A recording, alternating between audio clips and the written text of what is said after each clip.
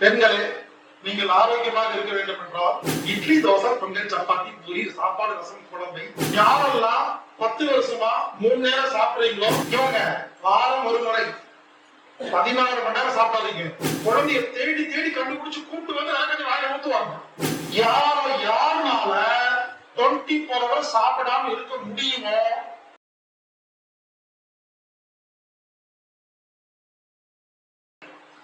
பசி எடுத்து சாப்பிட்டா நோயெல்லாம் குணமாகும்.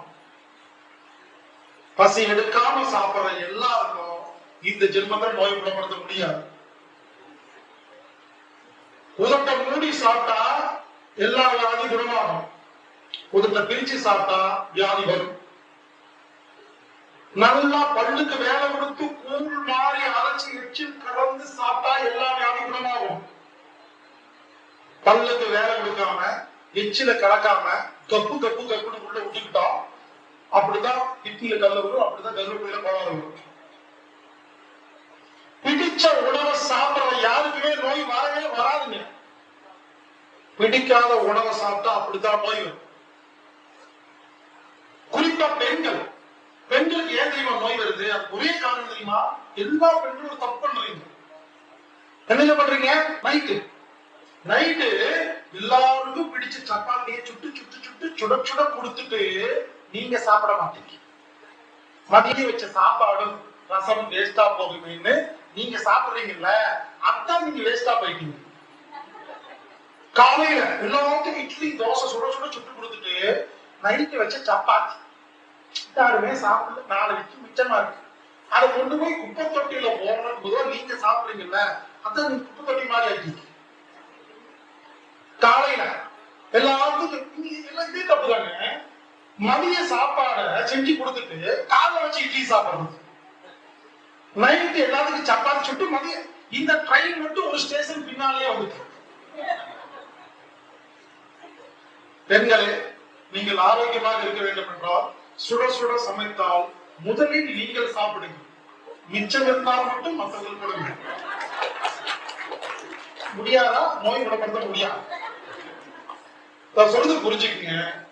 பிடிச்சா நீங்க என்ன சொல்றேன், காலையில இட்லி சுட்டு எல்லாத்தையும் கொடுத்துட்டு ஒருவேளை உங்களுக்கு இரவு செய்த சப்பாத்தி பிடித்தால் சாப்பிடுங்கள், மிச்சமா இருக்கு என்று சாப்பிடாதீர்கள். பிடிச்ச உணவை சாப்பிட யாருக்குமே நோய் வரவே வராது. எழுதி கொடுத்துருங்க. நம்ம எல்லாரும் பிடிச்ச உணவை சாப்பிடுறதே இல்லை, இருக்கிற உணவை சாப்பிடுறோம். இன்னொன்னு, நல்ல உணவை சாப்பிடுறீங்க, நோய் குணமாகாது. நீங்க சிறுதானியம் சாப்பிடுங்கன்னு யாரோ சொல்லிட்டாங்க. கஷ்டப்பட்டு சாப்பிடுறீங்களா, அதான் நோய். சிறுதானியத்தை பிடிக்காம சாப்பிட்டா நோய். அதுக்கு பொதுவா இட்லியே பிடிச்சு சாப்பிட்டா நோய் குணமாயிடும். நான் எங்கேயாவது சிறுதானியம் சாப்பிடுங்கன்னு சொன்னா என்னோட பிரச்சனை தெரியுங்களா? இட்லி, தோசை, பொங்கல், சப்பாத்தி, பூரி, சாப்பாடு, ரசம், குழம்பை எது பிடிக்குதோ சாப்பிடுங்க, நோய் குணமாகும். சரி சார்ங்க, ரொம்ப கஷ்டப்பட வேண்டாங்க. பிடித்த உணவு நோய்களை குணப்படுத்துகிறது. பிடிக்காத உணவு வியாதி. வாரம் ஒரு முறை 14 மணி நேரம் விரதம் இருக்க வேண்டும். மாதம் ஒரு முறை 24 மணி நேரம் விரதம் இருக்கணும். எல்லாமே குணமாகும். பல பேர் விரதம் இருக்கிறதே இல்லை. சில பேர் காலையில் டிஃபன் மட்டும் சாப்பிடாதுன்னு சொல்லிப்பாங்க. அந்த ஒரு நேரம் டிஃபனே நிறுத்த மாட்டாங்க. யாரெல்லாம் 10 வருஷமா 3 நேரம் சாப்பிடுறீங்களோ எல்லாமே இருக்கும். ஒரு நேரம் சாப்பிடாம இருந்தா நோய் குணமாகும். வயிற்றில் சோறு இல்லாத போதுதான் நோய்கள் குணமாகிறது. இவங்க வாரம் ஒரு முறை 16 மணி நேரம் சாப்பிடாதீங்க. என்னது 16 மணி நேரம் சாப்பிடாம உடனே ஆச்சரியப்படாதீங்க. நைட் 8 மணிக்கு சாப்பிடுங்க, படுத்து தூங்கிடுங்க. அப்புறம் டைம் போடுங்க. 16 மணி நேரம் வரும், மதியம் 12 மணிக்கு வரும். அப்ப என்ன பண்ணணும்னா நைட் 8 மணிக்கு சாப்பிடுங்க.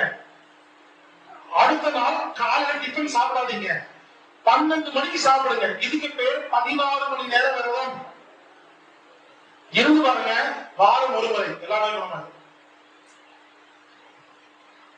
உடனே சில பேர், சார் நீங்க 8 மணிக்கு நைட்டு சாப்பிட சொன்னீங்க, அடுத்த நாள் மதியம் 12 மணிக்கு சாப்பிட சொன்னீங்க, நடுவுல ஒரு பழம் மட்டும் சாப்பிட்டுக்கலாமா, ஒரு காஃபி மட்டும் சாப்பிட்டுக்கலாமா, இதெல்லாம் விரதமே இல்லை.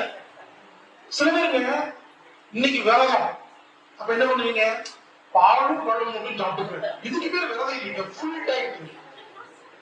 2 சொம்பு பாலை குடிச்சுட்டு 4 பழத்தை சாப்பிட்டு கேட்டா இன்னைக்கு விரதங்க, பாலும் பழம் மட்டும் தான் சாப்பிடுவேன்.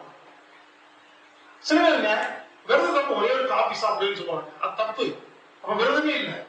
விரதம் எழுதுறீங்களா, இவங்க 8 மணிக்கு சாப்பிட்டா அடுத்த நாள் மதியம் 12 மணிக்கு தான் சாப்பிடணும். நடுவுல ஒரு இட்லி, ஒரு தோசை, ஒரு பிஸ்கட், ஒரு காஃபி கூட குடிக்கூடாது. ஆனா ஜூஸ் கூட குடிக்கூடாது. ஒன்லி வாட்டர், பிளைன் வாட்டர் தான், வேற எதுவுமே இல்லை. சாதாரண தண்ணி மட்டும் குடிச்சுக்கலாம். இதாங்க விரதம். செஞ்சு பாருங்க, எவ்வளவு கிடவாங்க. வாரம் ஒரு முறை நைட் 8 மணிக்கு சாப்பிடணும், மதியம் 12 மணிக்கு தான் சாப்பிடணும். Weekly once, monthly once.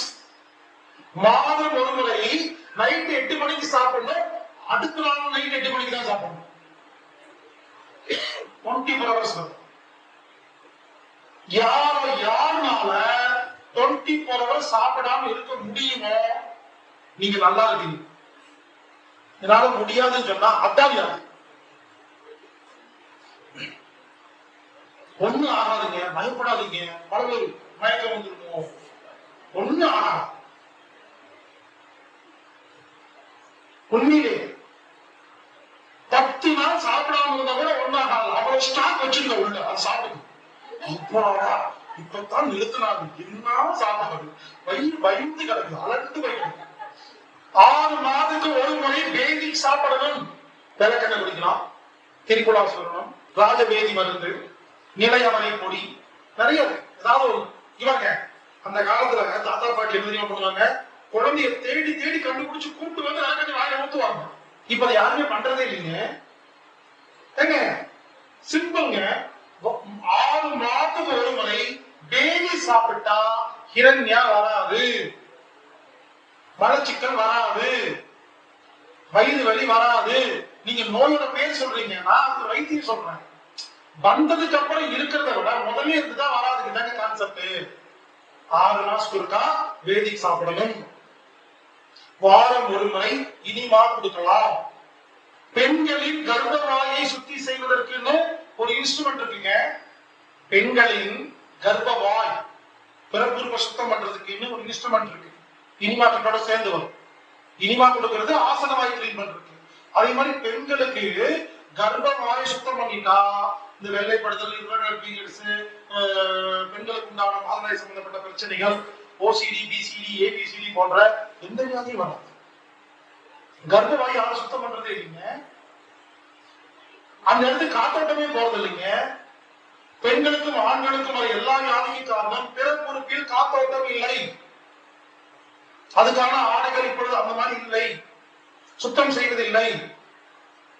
வாழை இலை குளியல் செய்யலாம், வருஷத்துக்கு ஒரு தடவை. மண் குளியல் வருஷத்துக்கு ஒரு தடவை பண்ணலாம். ஆவி குடிக்கிறது எவ்வளவு சிம்பிளான வைத்தியங்க. சுடுதண்ணி வச்சுட்டு ஒரு பெட்ஷீட் போத்திட்டு ஆவி குடிக்கிறது, அதை செஞ்சு பாருங்க, எல்லா நோயும் குணமாகுங்க. இதெல்லாம் மறந்துட்டேங்க, அந்த தாத்தா பாட்டி பண்ணதுங்க. இனிமா கொடுக்கறது, வேதிக் சாப்பிடுறது, விரதம் இருக்கிறது, ஆவி குடிக்கிறது, எளிமையான வைத்தியங்கள்ங்க.